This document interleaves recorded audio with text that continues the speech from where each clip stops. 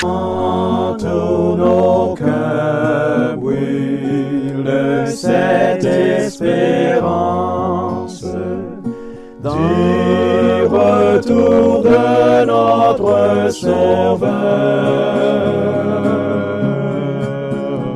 Différents faits divers nous interpellent et nous incitent à la réflexion. Ils annoncent un événement imminent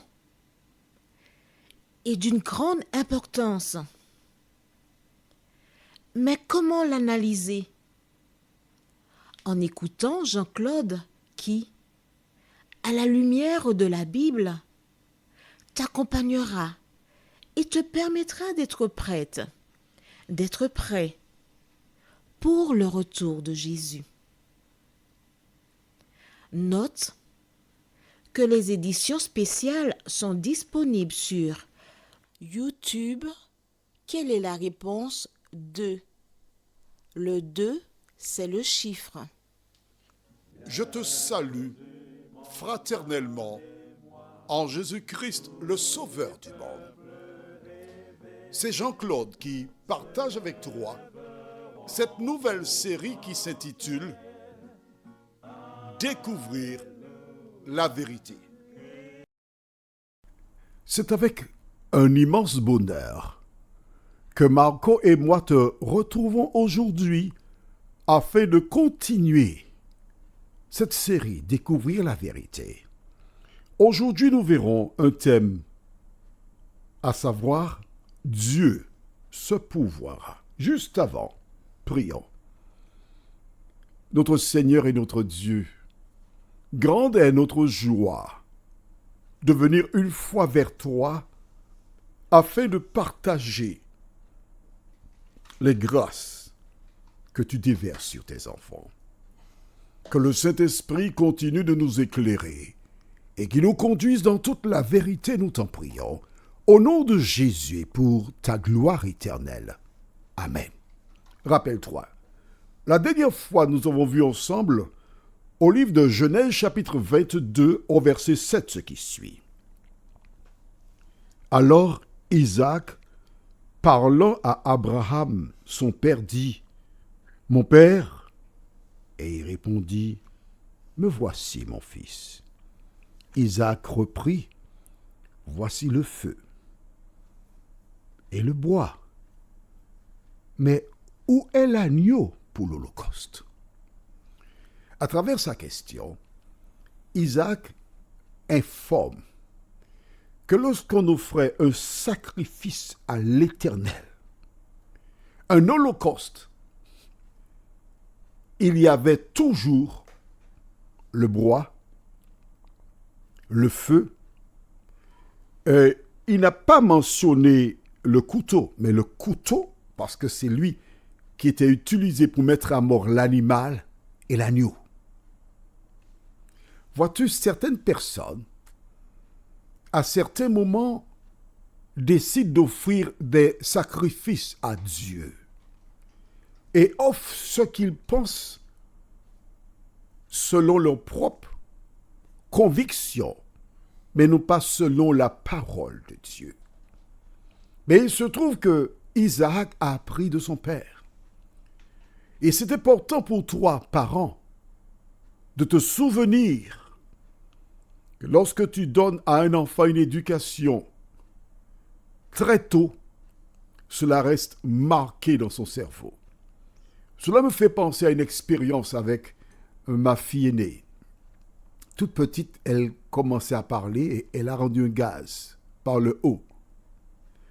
Et je lui ai dit, on dit pardon, messieurs, dames.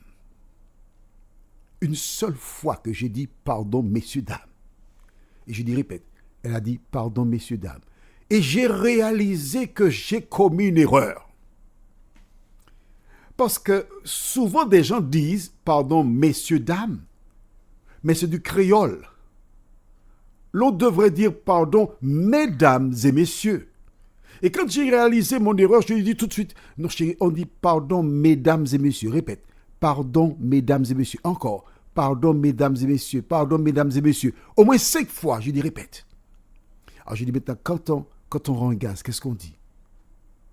Elle m'a regardé dans les yeux, elle m'a dit, pardon, messieurs, dames, mesdames et messieurs. Je dis non, chérie, c'est juste mesdames et messieurs.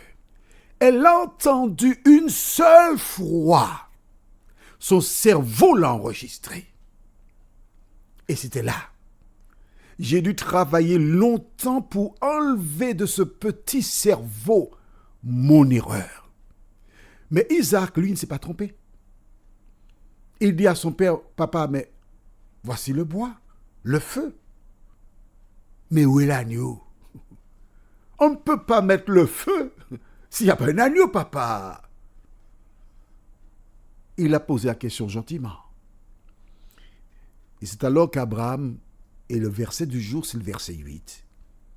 Abraham répondit, mon fils, Dieu se pourvoira lui-même de l'agneau pour l'holocauste. Et ils marchèrent tous deux ensemble. C'est pour la deuxième fois que nous voyons qu'ils marchèrent tous deux ensemble. Ils ne se sont pas disputés. Ils ne se sont pas querellés. Isaac s'est contenté de la réponse de son père. Il n'a jamais dit, mais papa, écoute, attends, sois raisonnable. Mais je connais les holocaustes, papa. Il y a toujours un animal. Mais il n'y a pas d'animal aujourd'hui. Et tu me dis que Dieu se pourvoira? Mais non, papa. Mais non. Est-ce que tu as prévu un animal? Où est l'animal? Est-ce que Dieu t'a dit qu'il va mettre un animal quelque part pour toi? Isaac ne posa pas de questions à son père. Que dois-tu déduire de cela? Lorsque Dieu te parle, il a dit quelque chose. Ne remets pas en doute la parole de l'Éternel. Et Abraham n'est pas l'Éternel, on s'entend? C'est le père d'Isaac. Abraham lui dit tout simplement, Dieu se pourvoira. Et la réponse suffit. Quand tu rencontres un problème quelconque, que fais-tu? Tu vas appeler, si tu es dans une communauté, des anciens, des pasteurs, pour dire j'ai un problème, venez prier pour moi.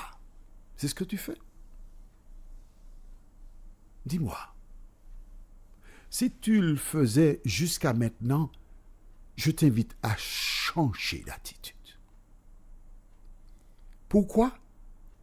Parce que Jésus lui-même déclare dans Matthieu 11, versets 28 à 30. Venez à moi, vous tous qui êtes fatigués, chargés, et je vous donnerai du repos. Une fois que tu as été à l'Éternel, tu as déposé ton fardeau à ses pieds. Tu n'as plus de fardeau. C'est une affaire réglée. C'est le problème de Dieu qui s'en occupera en son temps. Toi, continue de vivre pour sa gloire et son honneur. Toi et moi, nous savons que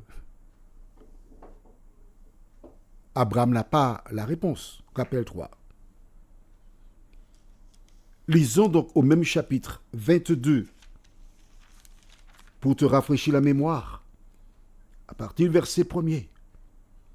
Après ces choses, Dieu mit Abraham à l'épreuve et lui dit, Abraham, et il répondit, me voici.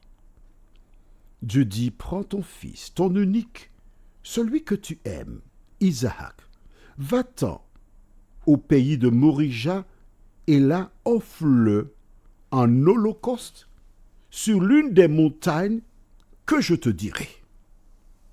Abraham sait fort bien que c'est Isaac qu'il doit offrir en holocauste. Il le sait. Note bien qu'il ne dit pas à Isaac, quand ce dernier lui pose la question, mais où est l'agneau? Il pouvait dire, écoute mon fils, la nuit dernière, Dieu vint à moi et il me dit de t'offrir un sacrifice.